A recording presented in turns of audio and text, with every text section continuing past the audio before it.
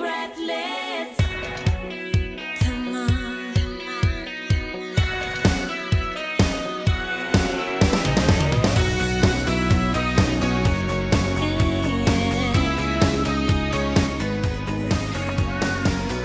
The daylight's fading slowly, but time with you is standing still. I'm waiting for you only. The slightest touch and I feel weak. I cannot lie from you. Assalamualaikum warahmatullahi wabarakatuh. Jumpa lagi dengan saya, Bu Nana. Kali ini kita masih membahas mengenai KD lingkungan, yaitu mengenai perubahan lingkungan yang disebabkan oleh aktivitas manusia, yaitu sampah dan limbah. Sampah dan limbah yang dihasilkan dari aktivitas manusia menjadikan masalah manakala tidak ditangani secara tepat dan secara benar. Penanganan sampah bisa kita terapkan menggunakan prinsip 5R. Kalau sampah tidak ditangani dengan baik, maka akan menjadikan efek negatif bagi perubahan lingkungan maupun bagi kehidupan manusia. Marilah kita simak penjelasan mengenai prinsip 5R berikut.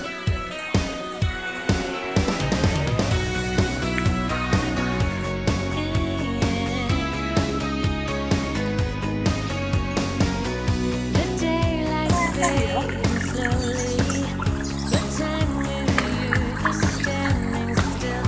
I'm waiting for Anak-anakku yang saya sayangi, perhatikan. Ini contoh aktivitas manusia yang sangat tidak ramah terhadap lingkungan. Di sekitar ini terdapat irigasi. Kemungkinan besar sampah-sampah dari rumah tangga ini dibuang oleh warga di sekitar ke dalam irigasi. Nah, dapat kalian lihat di pinggir irigasi ini terdapat sampah-sampah baik organik maupun anorganik. Organik contohnya ada sabut kelapa, kemudian ada batang pohon pisang, kemudian ada kayu. Sedangkan sampah anorganik ini ada bekas tempat nasi, kemudian ada bungkus bumbu dapur, kemudian ada bungkus dari softener, kemudian sebagian besar ini sampah-sampah plastik. Kalau sampah organik, dia bersifat dapat terurai atau biodegradable, itu tidak masalah, nanti akan diuraikan oleh pengurai. Sedangkan sampah anorganik ini bermasalah sekali. Sampah plastik ini ratusan tahun tidak akan bisa terurai, sehingga ini tentunya menyebabkan pencemaran tanah. Tanah menjadi tandus dan kering. Silahkan pakailah hati kalian. Bagaimana caranya memperlakukan alam sehingga tidak terjadi fenomena yang seperti ini. Ini real, terjadi di lingkungan sekitar kita. Adanya limbah organik dan anorganik yang dihasilkan oleh aktivitas manusia tentunya menuntut kita untuk lebih bersikap bijak dalam menangani masalah sampah, agar sampah tersebut tidak berdampak pada keseimbangan ekosistem. Salah satu upaya yang dapat kita terapkan dalam kehidupan sehari-hari yaitu dengan menerapkan prinsip 5R yang terdiri dari 1. Reduce atau mengurangi pemakaian, reuse, penggunaan kembali, recycle, mendaur ulang, replace, penggantian, dan yang terakhir replant atau penanaman kembali. Marilah kita bahas masing-masing kelima prinsip 5R tersebut. Yang pertama, reduce, artinya mengurangi pemakaian suatu barang atau pola perilaku yang dapat mengurangi produksi sampah serta tidak melakukan pola konsumsi yang berlebihan. Contohnya, menghemat penggunaan kertas. Misalnya, kita melaksanakan penilaian online yang bertujuan mengurangi penggunaan kertas atau bersifat less paper. Contoh yang lainnya, kantong plastik diganti dengan kantong belanjaan yang dipakai berulang-ulang. Contoh yang lainnya untuk reduce yaitu pembungkus makanan seperti tempe yang biasanya menggunakan plastik diganti dengan tempe yang dibungkus dengan daun sehingga kulitnya mudah terurai oleh mikroorganisme. R yang kedua yaitu reuse atau penggunaan kembali. Reuse adalah menggunakan kembali barang-barang yang sudah tidak dipakai lagi untuk keperluan lain.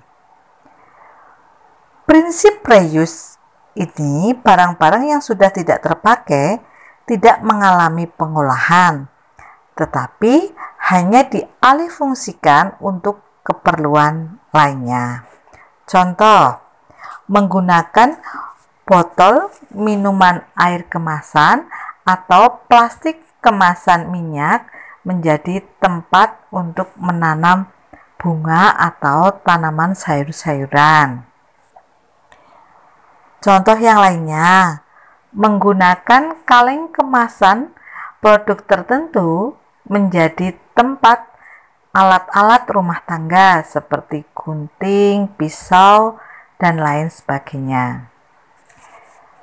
R yang ketiga yaitu recycle atau mendaur ulang. Recycle adalah mengolah barang-barang yang sudah tidak terpakai untuk menjadi produk lain yang bermanfaat. Sebagai contoh, melebur botol plastik bekas untuk diolah kembali menjadi mainan anak. Sebenarnya pada recycle ini memiliki prinsip. Kegiatannya memanfaatkan barang bekas dengan cara mengolah materinya untuk dapat digunakan lebih lanjut. Contoh kegiatannya yaitu mengolah sampah organik untuk dijadikan kompos, memanfaatkan barang bekas untuk dibuat kerajinan, kemudian pemanfaatan bungkus kemasan dari plastik untuk membuat gaun. Selanjutnya, R yang keempat yaitu replace atau penggantian. Replace yaitu mengganti barang sekali pakai dan barang yang tidak ramah lingkungan dengan barang yang dapat digunakan berulang kali dan dengan barang yang dapat didaur ulang. Sebagai contoh, mengganti penggunaan tisu dengan sapu tangan atau lap makan. Mengganti minuman kemasan atau air mineral kemasan dengan botol isi ulang. Untuk R yang terakhir yaitu replant atau penanaman kembali.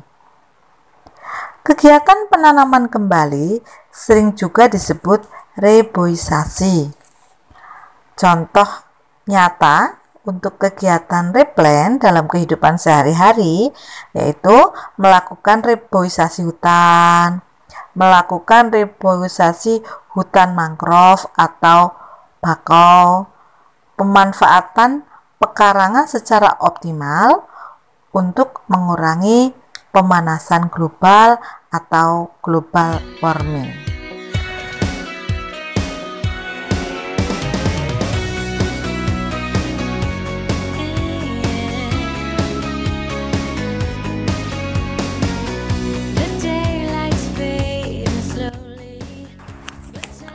Demikianlah penjelasan mengenai pengolahan limbah dengan menggunakan prinsip 5R. Untuk selanjutnya, kalian di rumah secara mandiri mengaplikasikan prinsip pengolahan limbah 5R dengan cara membuat produk yang sesuai dengan prinsip pengolahan limbah tersebut. Pilihlah salah satu prinsip. Sebelum membuat produk, buatlah terlebih dahulu cara kerjanya. Kemudian, produk dan cara kerjanya difoto dan dikirim melalui email dengan alamat email septianatriastuti@gmail.com atau bisa dikirim melalui WA grup kelas masing-masing. Demikianlah pembelajaran mengenai pengolahan limbah dan semoga bermanfaat. Sampai ketemu lagi. Wassalamualaikum warahmatullahi wabarakatuh.